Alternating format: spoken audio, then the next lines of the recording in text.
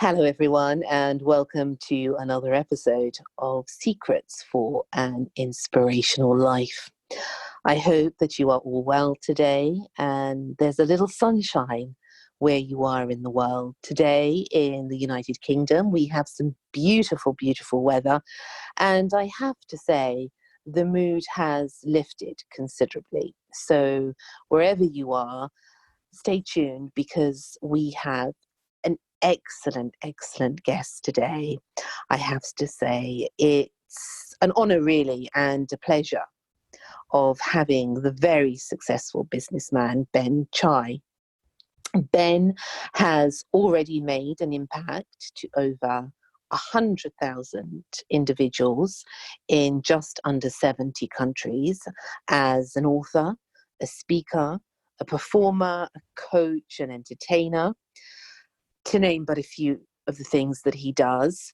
He is also a popular Tedx speaker. Now, Ben has lived a full and varied life through many things that he does, from IT to property to acting and writing books and sharing the stage with some of the biggest names. He is known as the Time Lord of Business because of his diverse experience across senior leadership, board and advisory roles within major organizations. He has also achieved great success in many fields and has made his wealth through smart property investing. Now, his early life was a less happy one because of bullying, something he has overcome to grow from a person from low self-esteem to the outgoing and confident person he is today, and very funny, I have to say also. And today he shares his amazing story with us. Welcome. Hi, Ben. Hi, Mimi. Was that it? Was that the podcast? Yes. That was No, that was like the entire 50 minutes. I was waiting and thinking, shall I say something now? Well, oh my goodness. No, well, look. You know, you are so deserving of such an introduction, I have to say. And so I had to roll that red carpet out. Oh, you're so kind. I just wonder if we've got any listeners left. I'm sure we have. Where have they gone? Oh, she's going to say something else about him. Oh, thank you very much for coming on. Thank you. Yes, thank you for having me, Mimi. So what should we talk about? Should we talk about eczema? I just want to say to the listeners that we had a little moment before, as one does, and we had such a fabulous conversation. And Ben thought that I was recording, and actually I wasn't, because I was so into his stories, and he's such a funny guy that I actually forgot to start recording. So we're starting from the beginning now, but we're there, and I'm sure it's going to be fabulous. So without further ado, Ben, tell us a little bit about yourself. I know I've said a lot. Yeah, you have. I don't know. I have nothing else to say about me. I'm so sorry. You've got it. La da da da da. Yeah. Tell us your story, because you are remarkable in. Let's talk about bullying, right? Because you were bullied and I was bullied, and yes, let's. And that's bully for us, right? Yes. Yes. So bullying. Now, I was asked to write a book about bullying. And I said, I don't think I could write that book. And they said, why? Because I said, well, I would probably write a book about bullying and why it's good for you. So I don't think I should write that, and of course, some people have never recovered from bullying. Other people have successfully, sadly committed suicide. I was unsuccessful at it because I was so incompetent in my younger days. So don't tell me that incompetence is bad. Yeah. You see, we ruined the atmosphere now by bullying. We should talk about eczema. No, we should talk about. We should talk about bullying. Or bananas, or toothpaste. Yes, or I don't know. Should we talk about jellyfish? I don't know. Yes, yes. Yes. No, but And why really, you shouldn't eat jellyfish? and Because why of you should definitely not eat jellyfish, that's for sure. Definitely. It's yeah. just fine as it is in the sea. And we were actually talking about jellyfish before. I'll tell the listeners, because I had an anaphylactic shock where I nearly died, and that was actually through eating jellyfish. And we were talking about eczema and allergies and things, weren't we? Yeah. How different things affect different people. Now, I do want to talk about bullying, actually, because Okay. you did such a good talk on that.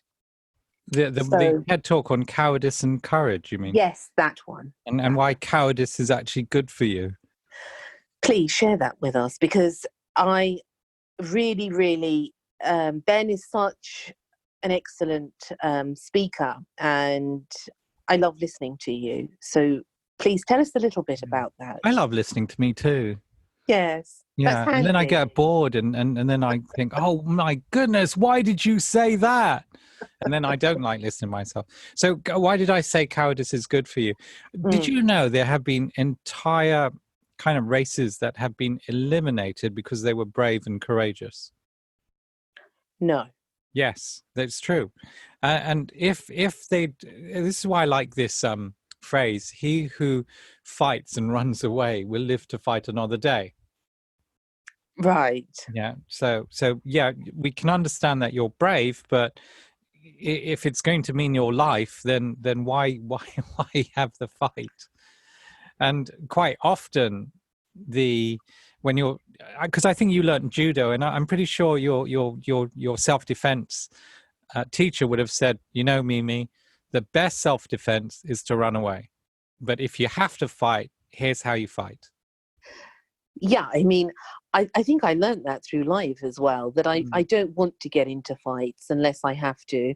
If I have to, then I will defend myself. Yeah. But I'd rather not get into a fight. I would really rather not, and run for the mountains. But sometimes we have to, Yeah. because life requires it of us. Yeah. So in my younger days, being cowardly was actually helpful, because that way I would avoid being beaten up. Later on, that running away didn't serve me so well, and I obviously had to learn to be braver in different aspects of my life, or else I would have carried on being somebody's kind of like what do you call them when they beat on you all the time? Don't know. I don't know. Yeah, neither do I, because I had a head injury and I can't remember something sometimes. Huh? Have you Did had a you head? really? Yeah, I did. Oh, I did was. the I was. bullies? Did the No, bullies no, do no, that? no, no. That was self-inflicted. Oh, okay, okay, But not a okay, deliberate. I didn't do that to myself deliberately. I'd okay. reached a stage in my life by then where I thought living is kind of cool. I like living. Hmm. Yeah, that's fun. No, I was going down a hill on a child's scooter with a couple of cans of paint, because I was going to paint a house. And I realized I didn't know how to stop this thing when I was going down the hill. So I put my foot down to slowly slow it down. Hmm. And then I fell over backwards and hit my head on a raised curb. And next thing I know, I'm in hospital, but I have no memory of what happened in hospital. No, none of my visitors, can't remember them, nothing. In fact, I was put in the ward where people died because they didn't expect me to recover. And how old were you? Oh, it's pretty old. It's only about a decade ago I had the head injury. Oh, really? Yeah. Yeah. So, I was kind of a really happy dude in those days when I had remembered my words. But Hmm. now words, they don't come easy to me. Is there a song that goes like Okay, that? I find it. But I can't remember who Anyway, sang so rather that. than being somebody's boy that they could just like take their anger out or their ego out on, I needed to be a bit more courageous later in my life, and so just to stand up to people and not be put down all the time. And And that how led did you? me on to another TED talk, where I advise people, if someone is talking down to you or making you feel insignificant, to just vanish from their life, walk away. Do you think that's easier said than done at times? It depends. Like if it's your best friend or your family, then that's obviously much harder. Mm. Everyone who I have worked with and who has listened to me, who've walked away from their parents or their sisters or whatever, the families have asked them back later on. Because normally people, when they're kind of making you that kind of idiot person, you're normally doing a lot of great things in the family, and when you're gone, nobody else is there to do those great things. This is true. Very true. And so now there's nobody like there to hold that family together in that area, and and they realize what they've done. But sometimes it'll take a decade before they come and apologize to you.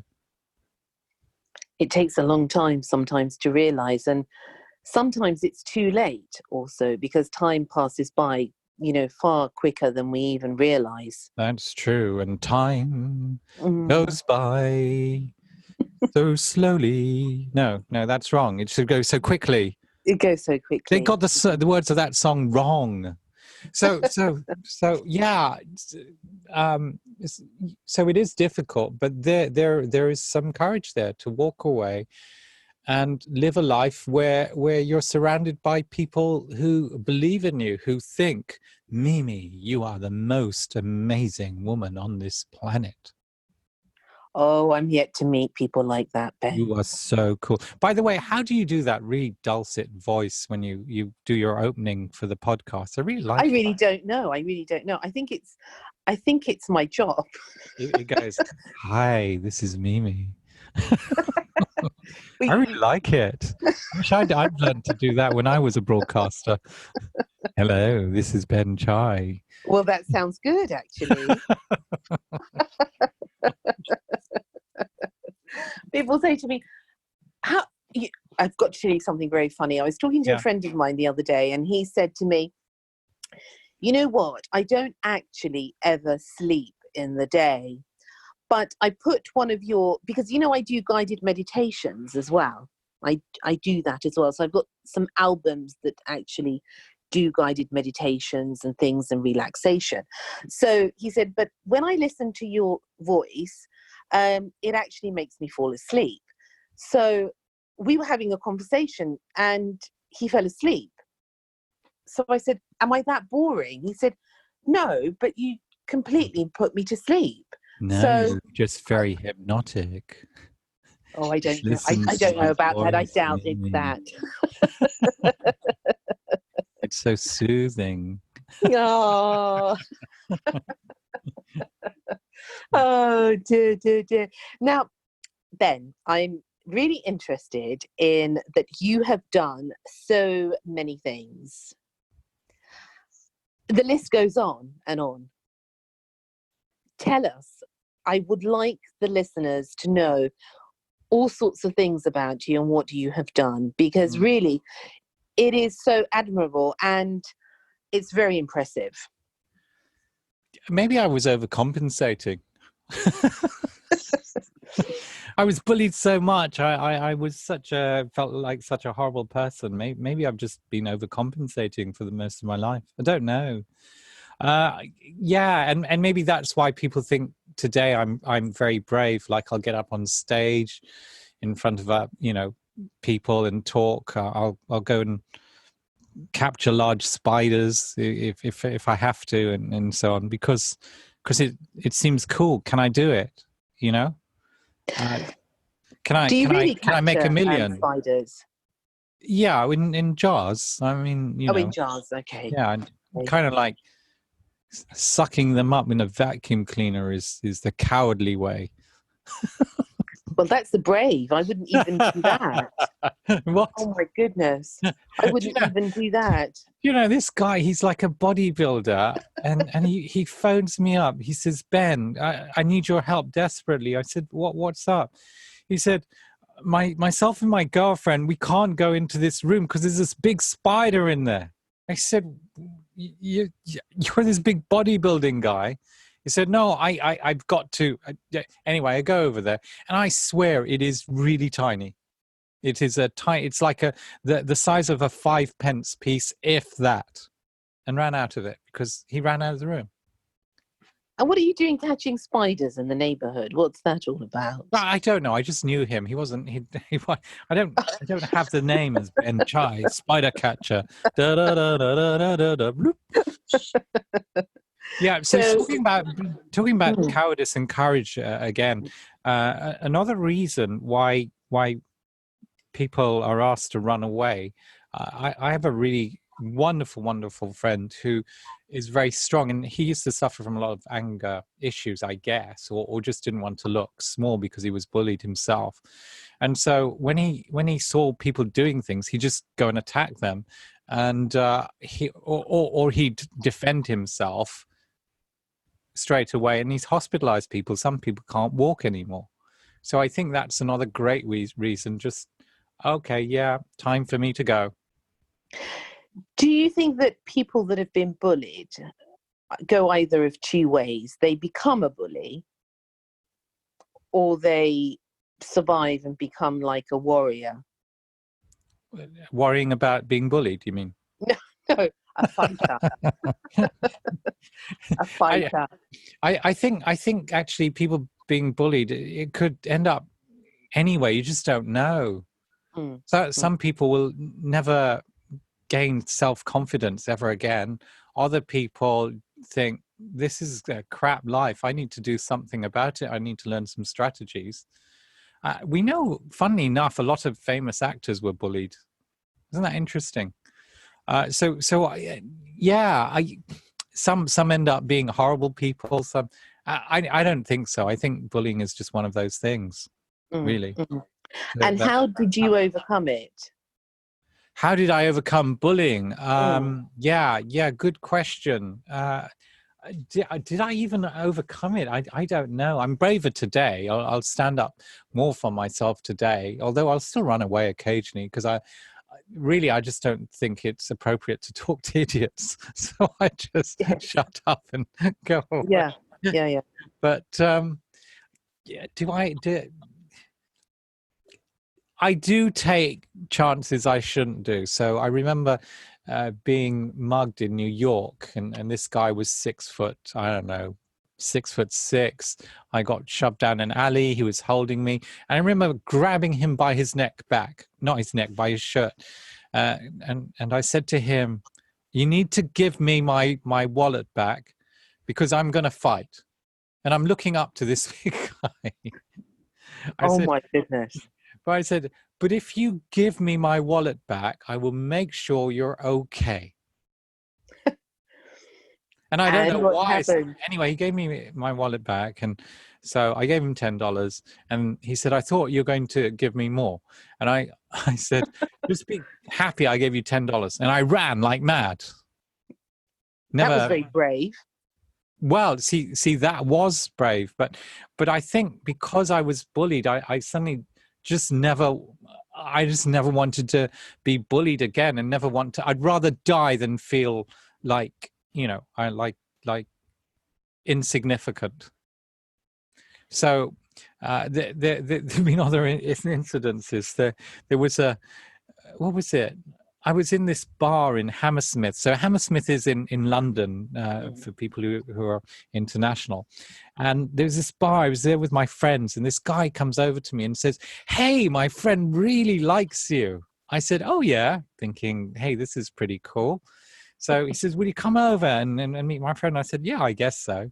So I go to meet his friend. Now, he's kind of maneuvered me. So my back is to the bar and he's on one side, and his friend comes out, and I swear he looks like Mr. T from the A-Team. I knew you were going to say that. Haynes.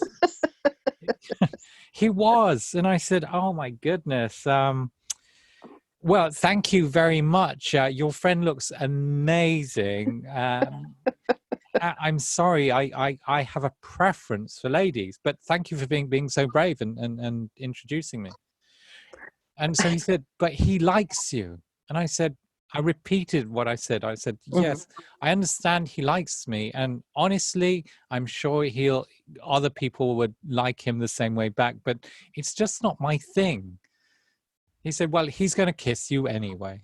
And I just thought, oh my goodness. So here's my head going into overdrive now. So if I'm going to die, I'm going to do it spectacularly. So Did he have gold chains? he did. Oh. Did yes, I maybe I should have snogged him and in return for his gold chains. I don't know, never thought of it that time. So so being a teacher, a trainer, I obviously know how to project my voice, and I just shouted, "John, you promised not to snog me in public." Now I don't know what his name was. I just made it up, and just for a few seconds they backed off, and I ran. Oh. Never been back to that bar again ever in my life. Well, that was very, very fast and very, very brave, I have to say. Well, who knows? But I thought it was really funny. Yes. Do you want one more incident like that? Yes, I do. Yes, I Are, do. are Of you course, I sure? Are you do. sure? All Yes. right. Okay. So this is when I was at university, and it was late one night. I was in one of the corridors, and this big rugby guy, I think he was drunk, came, and I don't know, just didn't like the look of me, grabbed me, and I was literally being held against the wall Oh by my. my collar. So I was off the ground, and then my feet weren't on the ground. I just thought, oh, F words and all that kind of stuff. Mm. I guess this is one of those days when I'm going to die. So I looked at him and I said to him, do you know, God really loves you? And then just at that moment, his girlfriend turns up. She says, what are you doing? Put him down. Come on, we've got to go. Put him down. And he put me down and left me alone. So yeah, I think if you're going to die, do it spectacularly. Do it in style. Do it in style. I mean, Do heck, do it in style, and it would have been nice to have had one of those gold chains, Ben. I know. Maybe I Mm. should have just done it for this chair. Take the Like, dare.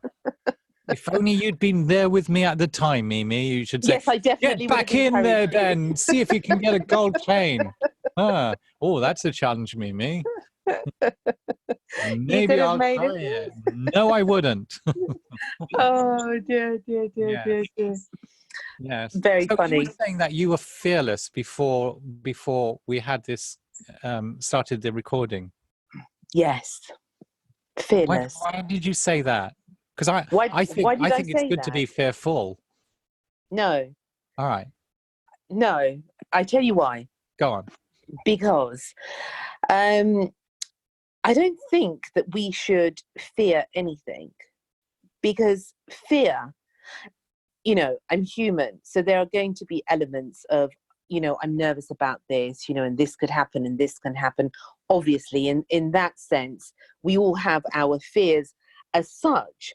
But if I had a dragon come in front of me or whatever, I wouldn't be afraid. I wouldn't. Also, we were talking about this pandemic, and you asked me earlier whether I was afraid of going out or anything to do with this. And no, I'm not. And I don't know whether that possibly comes from my faith, but I do believe in destiny also. And I think what is going to be is going to be.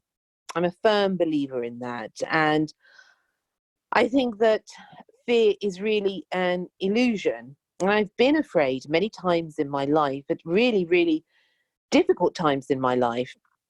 And I've overcome it. So I know there's always a way to overcome it, and that we as individuals have this huge power and capacity within us to really do so much, and yet we know so little about this. We haven't really explored it. So I think we are more powerful than we realize, much bigger than fear. Okay, well, I think it's good to have a bit of fear.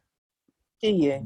Yeah, because like, I mean, you said it yourself in your In weirds don't ribs? come easy to me. Yeah, so you said it like when you faced your fear, you had a strategy to overcome it, and Mm, it's that strategy that helps you grow. I yes. think like I know some salespeople, because we're talking about this, who will use fear to get people to buy. Not just salespeople. I mean, the shops do it as well. Like 3 for the price of 2, and this offer only lasts for a day. So if you don't get it, yeah, you're going to lose out. Isn't that a fear of losing out? Which a lot of stage salespeople anyway use this to get people to buy. Mm, And I think if you actually were to face your fear and look at the risks, and you'd think, oh, well, here's the risk of me not doing it. Here's the risk of me doing it. And you can work that out, and you can minimize the risk, if you like. So, for example, mm, take an epidemic like the coronavirus, right? We don't know what's true because of the media. We don't know whether the media is right. We don't know what some people who are saying that doctors are saying some things that coronavirus is true, or the doctors are saying no, we've healed it in a day. Like, mm. yeah, before we spoke, your friend was healed in a day by a doctor, 24 hours, and they were well. Yes. Right? So we don't really understand what's going on, and there's a lot of fear created because of the coronavirus that happened, and you can minimize the risk as we don't know what's happened, by one thinking, okay, I don't know whether coronavirus is true or not. However, I will take some precautions. Mm. Yeah. And I will do the best I can, but once I've done the best I can, then that's it. I can't do anything better. But And that's all, then yeah, that that's all we comes can in, do. and that works with your destiny phrase. So yeah, if I'm going to die, I'm going to die. That's it. Yay me. Have a happy life before you die. Remember to do that. I So understand. I agree with you. So I think fear helps you minimize risk, and I think it helps you to grow as well. I think some fear is good, like, hey, I'm at the top of a 50-story building, and I know my friends say I can fly if I jump off of it, but I'm scared.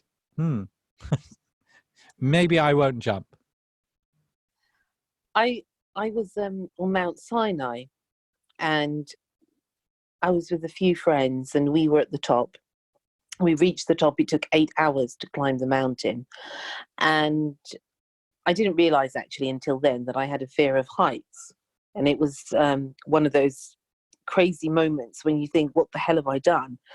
And the Bedouins that were with us, that were guiding us, said, don't look down. And it was midnight. Don't look down, don't look down. Whatever you do, don't look down when you get to nearly the top, but not quite. And what I did was look down. And I froze at that point with fear. And it was one of those moments, Ben, that I didn't know if I was going to live or die, because it was such a small rock that I had to then jump across to get to the other point. And there was no way that I was going to do that, because I literally froze. I was hysterical at that moment. But then I had a moment of, it was a divine moment, that somehow something inside me kicked in this faith that it's going to be okay. And that overtook that fear. And it was life-changing. Because I realized that no matter, even on a life-death situation, like that could have been, in reality, something greater was inside of me that overcame that. That's pretty powerful. Mm. Why didn't the Bedouin just hold your hand and say, hey, sweetie, don't worry. I'll go first. And, you He just did. hold my hand and come with me. He did, but there were two of them. There were two Bedouins, and one was standing behind me and one was in front of me, and they wanted me to jump, which was a meter, but that was like a crevice, a hole that I had to jump across, and there was no way that I was going to do that because there was no way that I could get up. It was a total case of sweats, and there was no way that I was going to move because it was all we had was the moonlight. My 3 friends had gone slightly higher than me and had actually, this is another story for another day, had left me there with the Bedouins, and I was hysterical because it was one of the most frightening moments I'd ever had in my life. There were many I've had, but that was up there in the top 5, I have to say. And he was calling me and he said, jump. I couldn't even get up. I had just gone to the floor. And the thing that actually, this moment that I had, that overtook me, this power within inside of me, call it your soul, your heart, whatever it is. Something inside so strong. Yes, absolutely. It was like that. Overtook. And he said, jump. And I said, I can't. And then he said, what about the black snakes? And that was it. I jumped. That was it. I thought it was a double fear he used on you to create, to make you fearless. And I jumped, but I realized then that if I can do that in the middle of the desert at such a height, in, darkness, then I can pretty much do anything. That doesn't make, not in an arrogant way, in a very humbling way, The whole thing sounds like a poet, in the heights of my fear, when I was in total darkness. Sounds very good, actually. The darkness of my soul, which is really a true story of you being up on the high mountain. Yes, actually, you've said that perfectly. Absolutely. It was one of those moments. And that's where I promised myself at that point, Ben, that I would never put my trust in people as such and expect too much of them. That really, as a child, as we were talking about before, when I was bullied at school, it had to come, the strength and the courage had to come from inside of me. Wow. Yeah, whereas the craziness comes inside of me, I just think, yeah. Well, that helps. It's the moonlight, the music. And the Let's dance. Let's dance. Let's jump over this crevice. What the hell, Yeah. You only get to live once. Absolutely. So I don't know. I don't know when I overcame my cowardice. I think I just want to, bit like yourself, face my fears and see whether the fear is relevant or it's not. So, we all have different kinds of fear, and I think to face the fear and see how relevant it is important. And I think the first time you face that fear, you do freeze, but the second time and the third time and the fourth time you face it, the fear kind of diminishes and you develop strategies to deal with them. So coming back to spiders, some people are afraid of them and they run. Other people will then, the more they live and understand that spiders are part of life, they will use a vacuum cleaner and suck them up, and people like me will capture them in a jar and throw them out. Yes, every person has their own way. But I developed that over time. I didn't capture spiders in a jar the first time round. How did you develop that? Before I was getting them with vacuum cleaners, and then I thought, this is really horrible because they're living creatures, and I don't like to do that. And so the first time I caught it in a jar, I obviously captured it in the jar, but I ran, even though it was in the jar. And the second, and that happened the first few times, and then the next time I would capture it and know that it can't escape the jar because it's a jar. Yeah, and then But the jar is see-through. That's the thing. That's the that's tricky right. part. That's right. And then after a while, I just got good at it, and then tipping the jar upside down very quickly so that it can't get out, instead of me shoving a paper or whatever underneath and then running away. But then you mastered the technique. Well, I mastered, well, it's not just the technique. I got used to it so much. And then I realized that when I'm running towards spiders, they're running away from me because they're scared they're going to get squashed. Yeah, I think they know don't come running towards you. Oh, there's a big human being. Yes, let's go get them. I'm not sure about that, though, Ben. I'm not sure. Are you afraid of spiders, Mimi? Well, no, I'm not afraid of spiders. But I tell you what I don't like is slugs.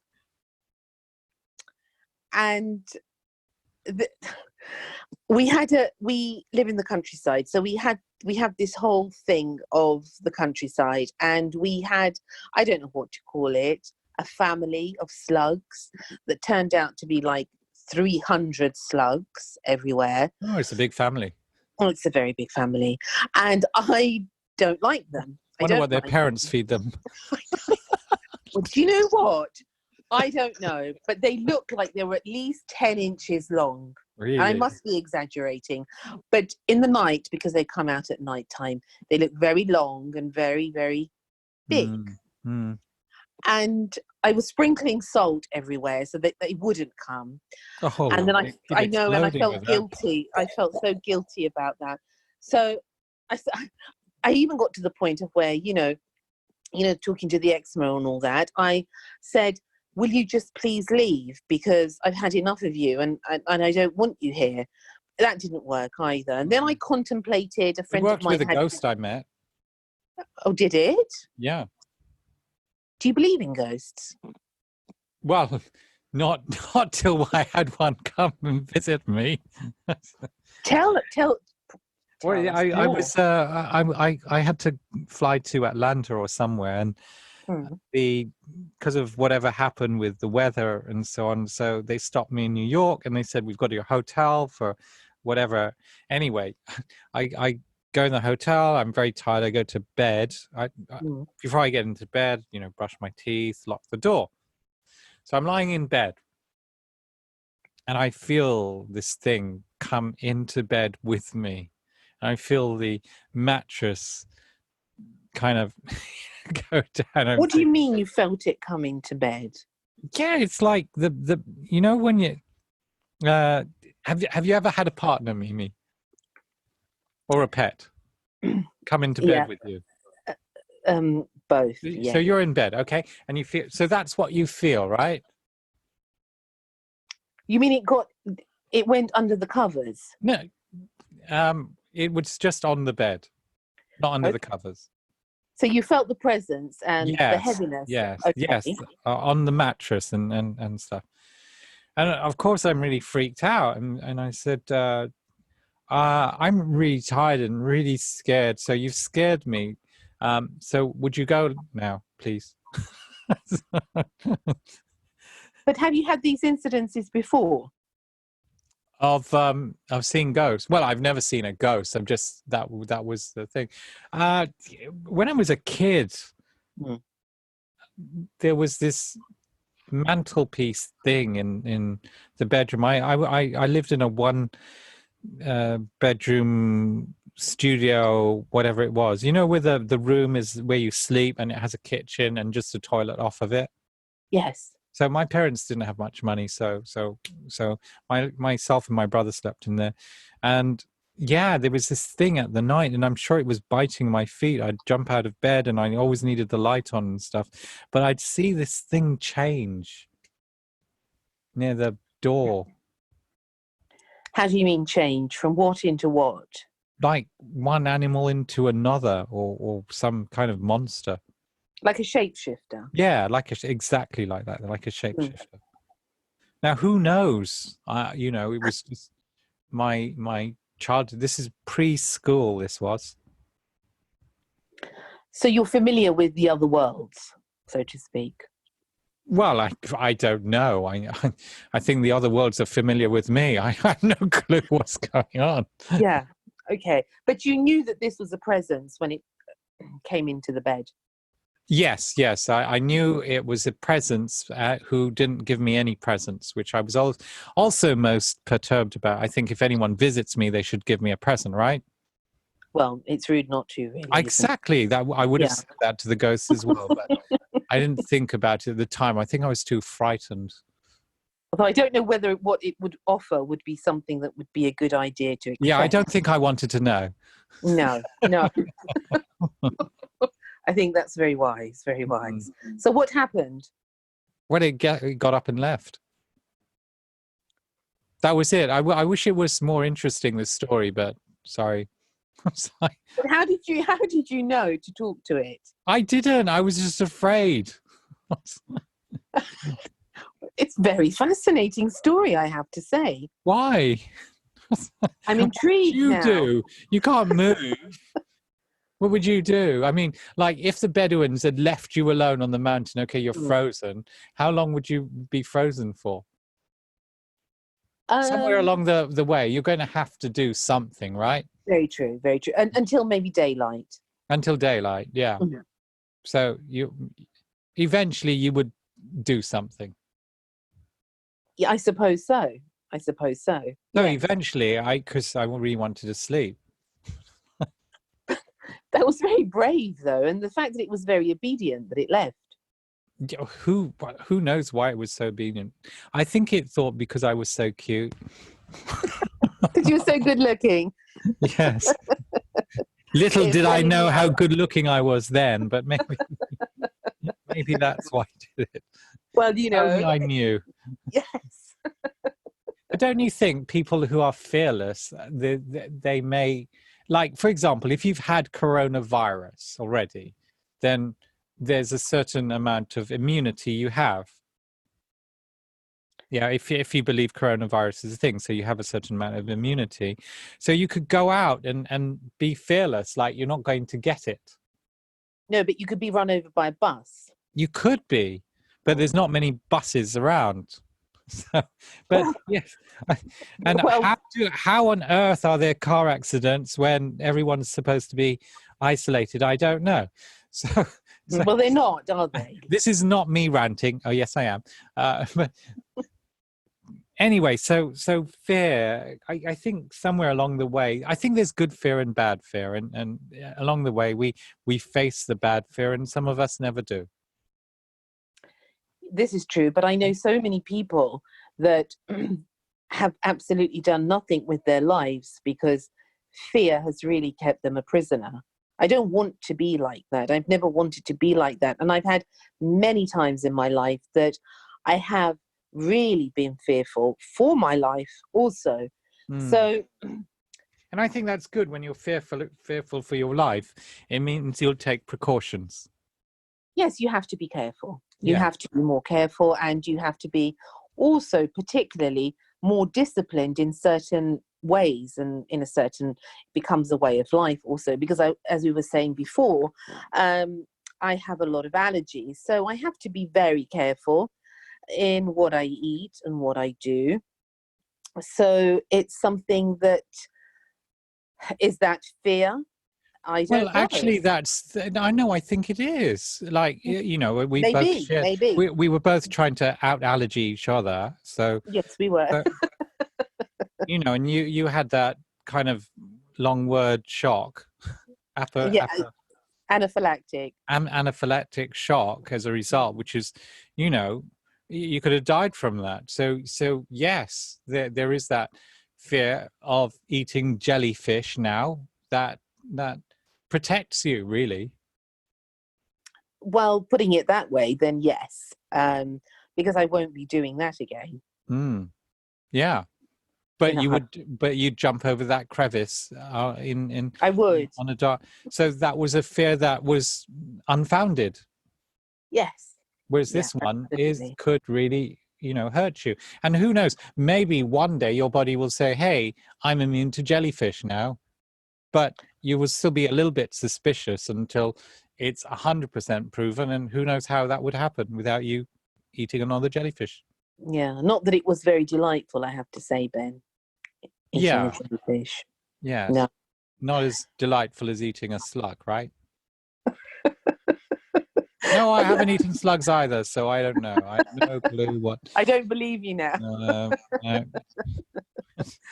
Oh, dear. Slugs. Sorry, guys. Just like a lot of people don't eat bats, but hey. But hey, yes, I do think that some people, they do eat snails, of course. That's the French. The French have been spreading snail flu forever. Oh, No, French. If you're French, I didn't mean that. That was a joke. Sorry. Just like did you see that video? There's this American guy who's going through the wet markets in China, trying to find bats for sale. He said, I do not understand why this video came out about Chinese people eating bats. And then when he shows the video, you see actually it's in another country. So it was very. What is that? He was eating a bat in another country? No, he didn't. He likes interesting food. And he just couldn't understand why the Americans, because he's American himself, he's a fellow American. He said, but the truth is, this was not happening in Wuhan. He's not pro coronavirus or against it. He's neither. He just said what the media was portraying was not correct. That's what he was saying without saying it. He was just saying, look, here's my evidence. Let me take you live through a real several wet markets in China. And this is what he came up with. Yeah, it's on there's a YouTube video on it. So it was very interesting anyway. So apparently, just like I do not eat slugs. Yeah.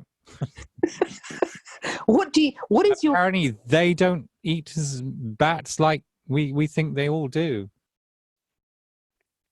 That's a strange subject in itself. Yes, we'd be batty to talk about it. We would be indeed. Now, Ben, what is your favourite food that it's unusual? Do I have unusual food? No, yeah. I don't. You don't? I like lots of food, but I don't like snakes. I don't like. Well, I can't say I don't like snails, but I tried to eat it and I just couldn't. It was given to me and I couldn't do it. I just couldn't. I tried and I tried. It got really close to my mouth, but I just couldn't do it. And what's the most unusual thing that you've eaten? Oh my goodness, probably a fly flew into me and I swallowed it by accident, or an ant. You know, when you're eating a sandwich. Oh, okay. So yeah, that's probably the most unusual. By accident. No, yeah. Maybe I, as a kid, swallowed some biro top or something. Who knows? That would have been unusual. I just can't remember it. You can't swallow them, apparently. Oh no, you can. There's a hole in the biro top. Did you know that? No. I know a woman who swallowed a fly. But I don't know why. Oh, why? No, so I don't know. My son ate a live spider. He ate a live spider? Yeah, my daughter ran out screaming. It was my fault because I bet him £10 that he wouldn't do it. So he did it. And I had to pay him £10. And what happened to the spider? Who knows? I do not know what happened inside. I didn't get an ultrasound or an X-ray to find out. But he did really eat the spider. Yes, he really did it. He did it in front of a whole bunch of us. Oh dear. Yeah. Ben. What about you? What have you eaten? What's the most unusual thing? Apart from a jellyfish. Yeah, the most unusual thing was. This is going to sound so strange now that I'm considering not saying it. Oh. I was in Uzbekistan and we were the guests of honor and they made us a dish and it was the testicles of something. But I don't know what. You didn't have the balls to ask them what it was? No, it was four-legged. But I don't know what it was. And I didn't know when I was eating it. They just said it's a delicacy. Was it fish balls? No. And I said, but it's not from a cow, is it? And they said, no, it's not from a cow. Mm. Is it from a pig? No, it's not from a pig. I said, I can definitely eat it. And they said, oh, yes, we've done it especially for you. It was unusual. That's all I can say. Well, I don't think it's unusual as what many people in the Western world eat. Yeah, I mean, many of them eat things from the bottom of chickens. What do you eat from the bottom of a chicken? An egg? Yes. I was trying to imagine a chicken there, and I thought, what hangs off from the bottom of a chicken? Exactly. So, I mean, if they're eating stuff coming out of chickens' bottoms, then it's like, well, okay. Well, when you put it like that, I don't know if I'm ever going to eat an egg again now. Yeah, well, it's not just that, and they're very happy to drink stuff that comes out of the breasts of other animals. So is that kind of... Well, yes, I mean, that's an unusual thing for sure. But you don't know what you do not know what those animals have been eating, right? Well, no, quite. You don't know what they've been eating. Or what they've been pumped with if they're kind of like, you have no clue. You have no clue. So what's the difference? Who knows? I mean, I was in, I think it was Selfridges, and I saw scorpions. Have you seen that? They had. Were they chili flavored scorpions? No, they had, I think, sugar on chocolate. They were chocolate coated real scorpions. I've heard of this. Have you heard of that? Yes. And they sell it in Selfridges. They were selling it in Selfridges. Oh my goodness, we will be considered barbaric country now. Yeah. Yes. If you thought bats in whatever country was bad, the English are eating.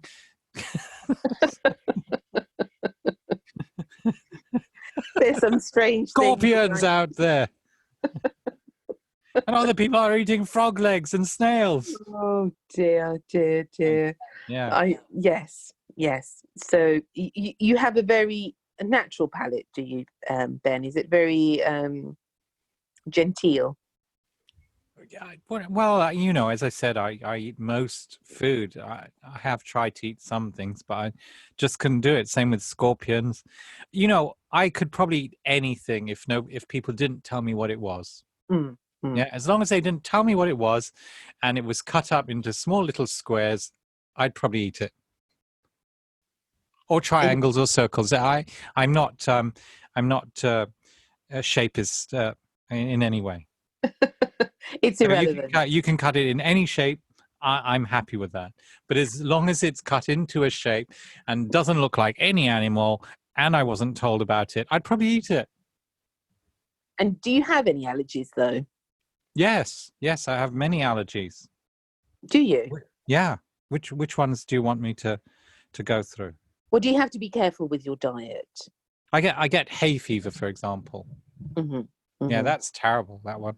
I have an allergy to apples, strawberries, peanuts. I used to eat loads of these. I used to eat tons and tons of like Granny Smith's apples, and because I like the sour taste, it goes really well with my sense of humor. And it's true. Don't know why you're laughing. Cider vinegar. You could have cider vinegar. Yes, I could have cider vinegar, but I didn't know about it. So but now I'm allergic to apples, and my mouth will get red, and my throat will feel horrible, and I'll start sneezing and coughing. Same with strawberries and peanuts. Oh, I used to eat tons. I loved peanuts. Everything I used to really like and used to binge on, I can't eat. What do you think about that?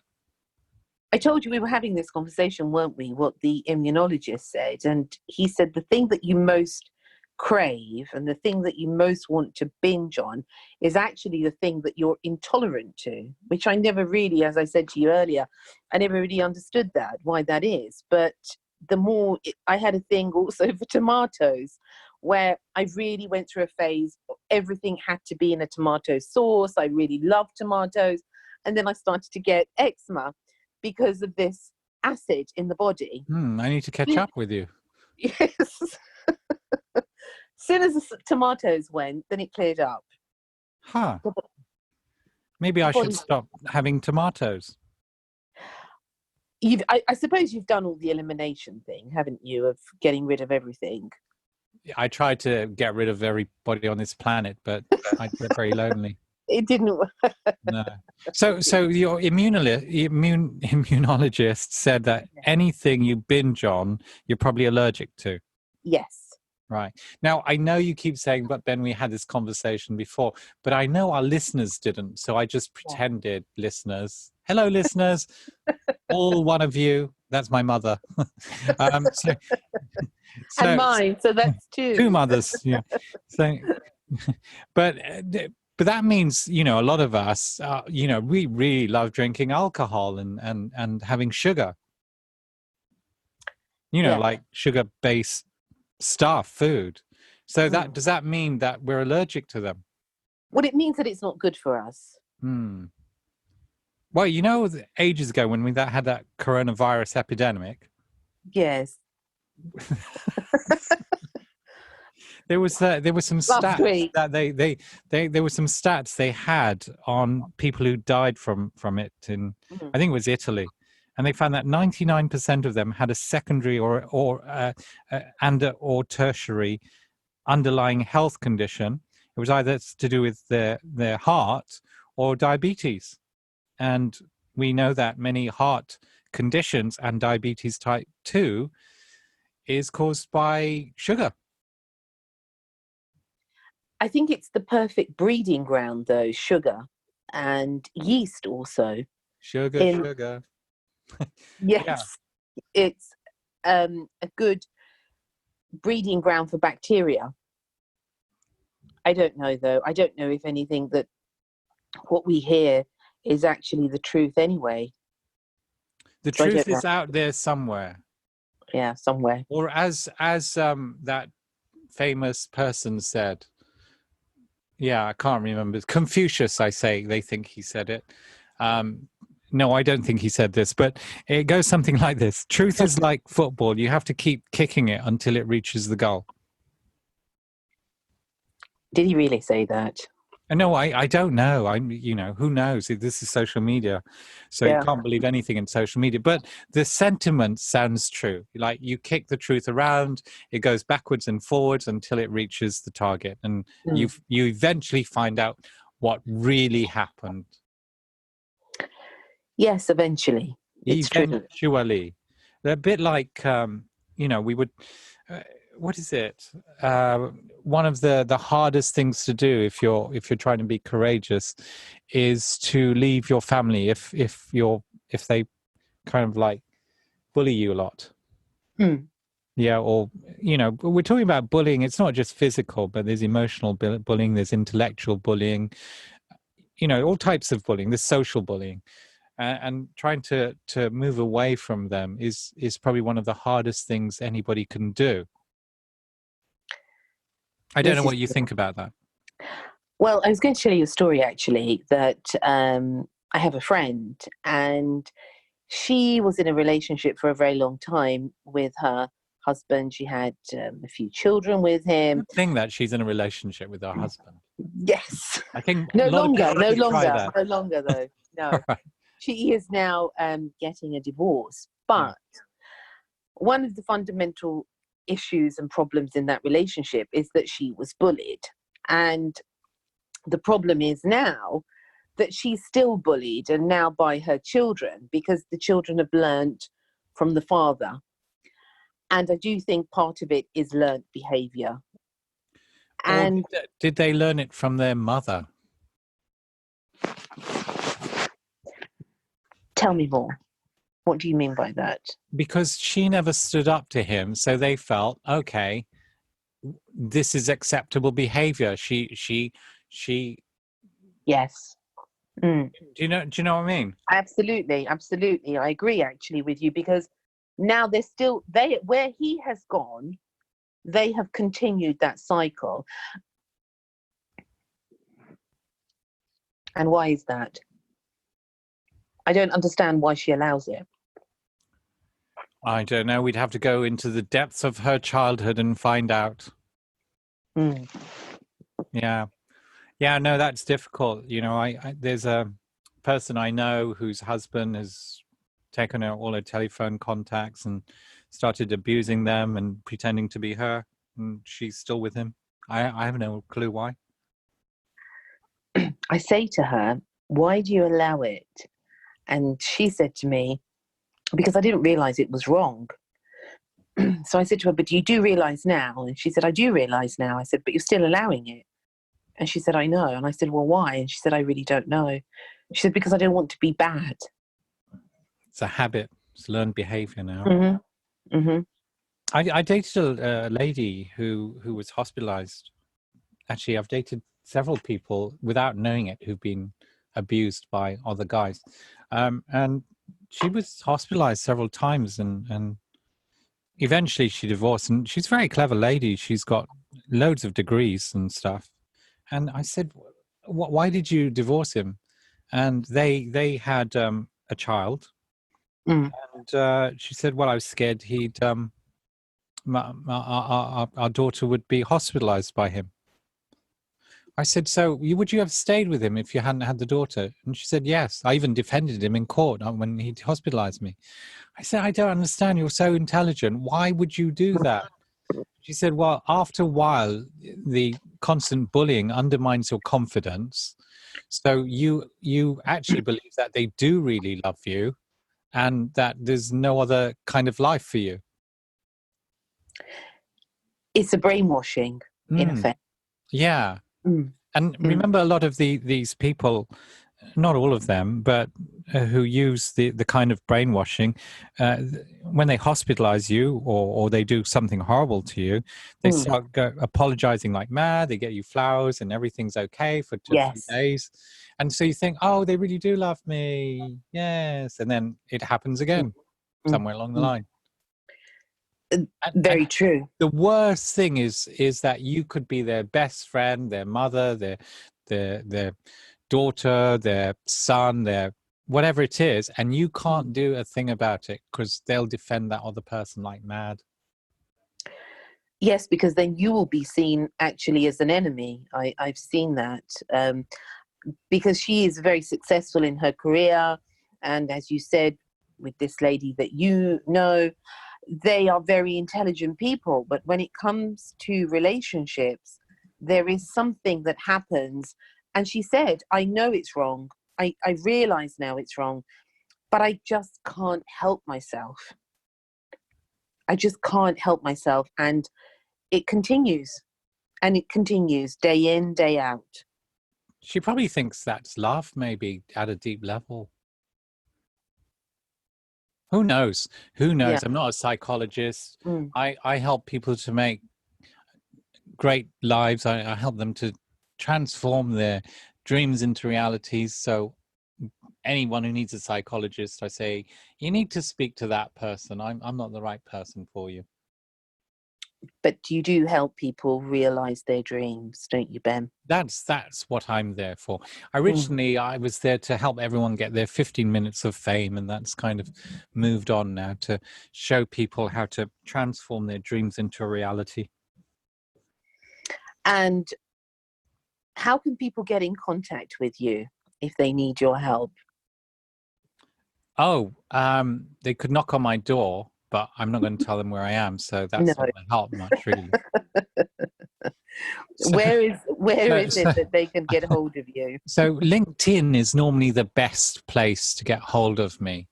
That's Ben Chai, Ben, and then Chai, Chai, courageous, happy, articulate individual.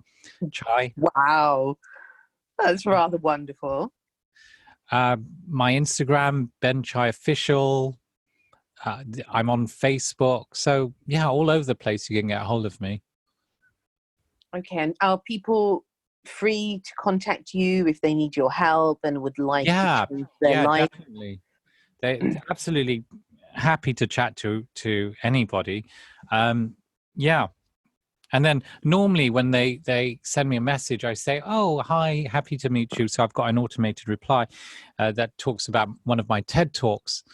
And then I'll know if they're serious because they'll watch it. Yes. Otherwise, the message gets ignored, and it says, "Oh, thank you for your message," and then they go into sales mode. That's weird. Yeah. Yeah, Yeah. you get that. With the funny thing is,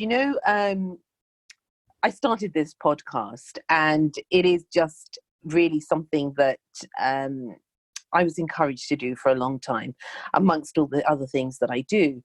And I've met some fantastic and fabulous people on it. And I had this questionnaire that we were talking about earlier, and they said, I want to come on, and I said, okay, absolutely, let's do this. And, if I think it's a fit, or if they think that I'm a fit for what, whatever.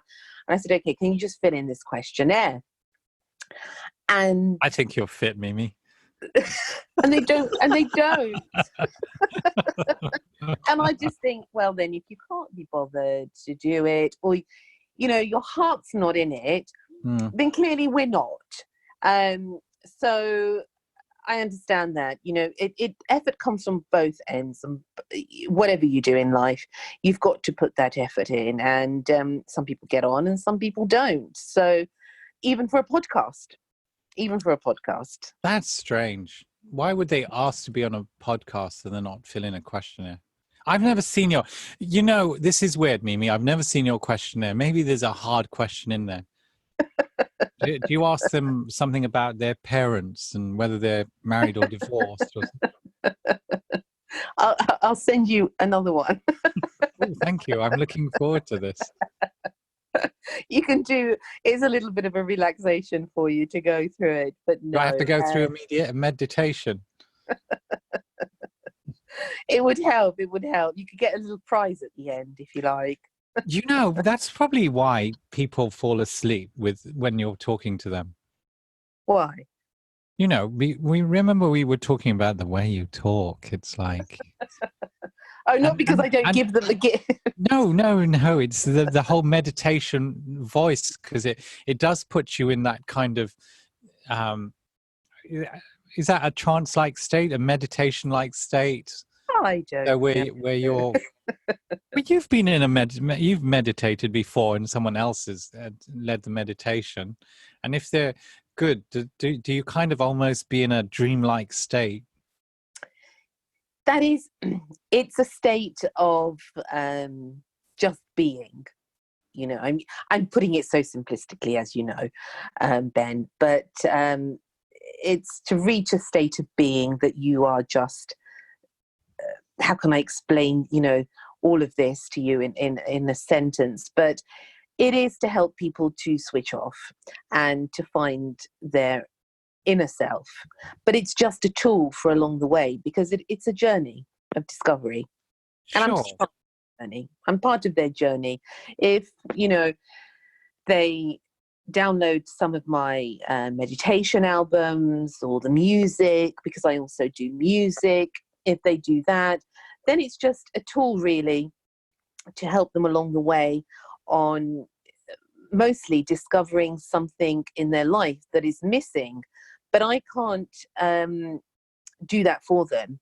I'm just there to shine that light for that given time, and then that leads to wherever else they're meant to be.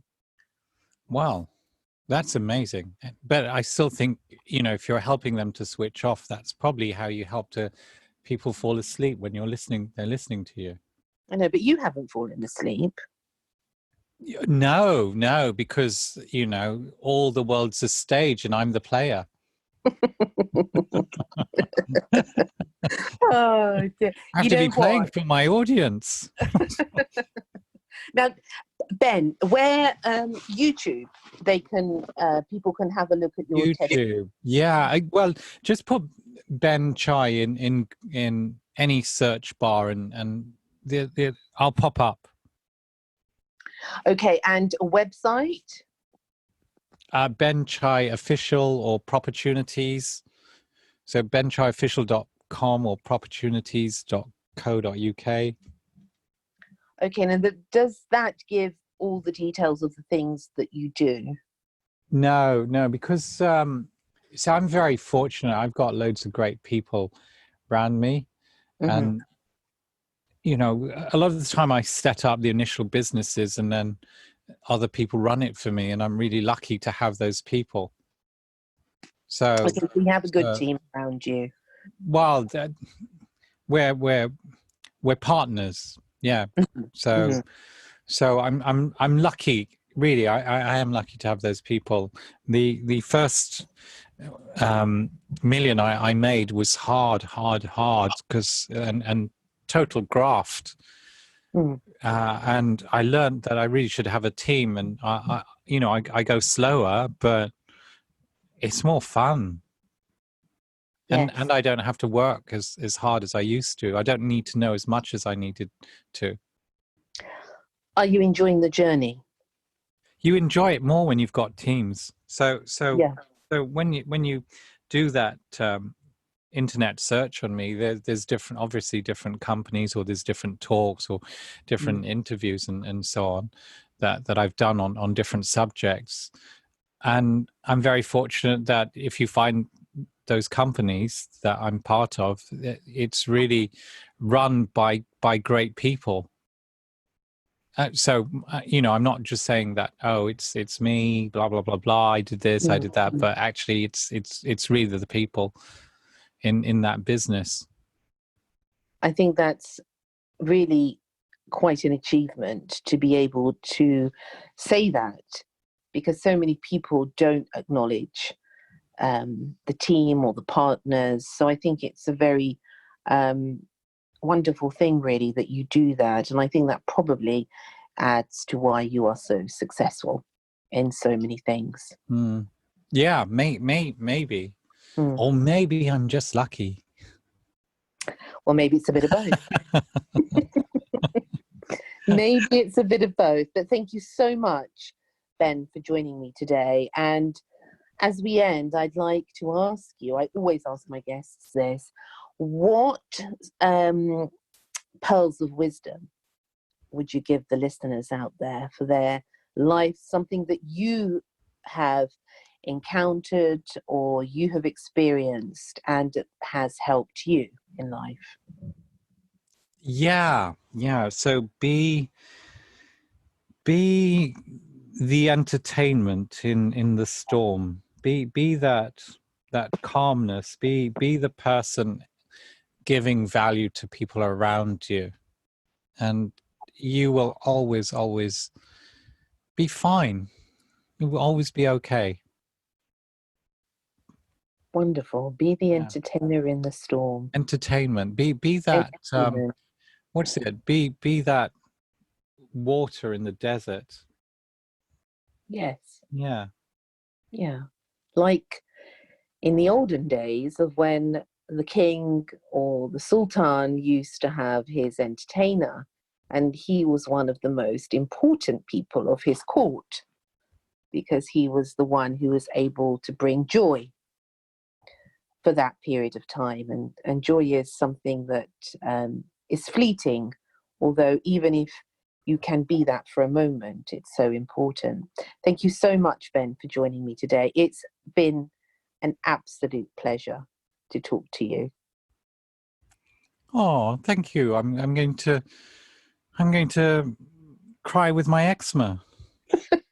You're going to weep? Yes, it's weeping eczema. We're going to cry together. We're good friends, me and my eczema. Yes, you are. You are My now. You are now. eczema. I wonder if that'd be a good song. You could try. Why not? Thank you, and I wish you all the very best. Thank you, Mimi. Everything. Thank you, and look after yourself. And please do come on again. It's been wonderful, really. Yay. Okay. Bye. Bye. Ben Chai. What a funny guy. Adorable sense of humour, really. And quite amazing, really, as he is such a successful businessman and remains very, very humble throughout it all. Wonderful. I hope you enjoyed the episode today. It was very, very funny. Thank you again for sharing this journey with me.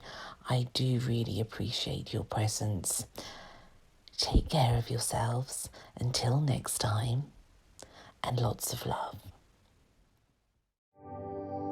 Thank you for listening to Secrets for an Inspirational Life, brought to you by your host, Mimi Novic. Please remember to subscribe to the podcast, and see you in the next episode.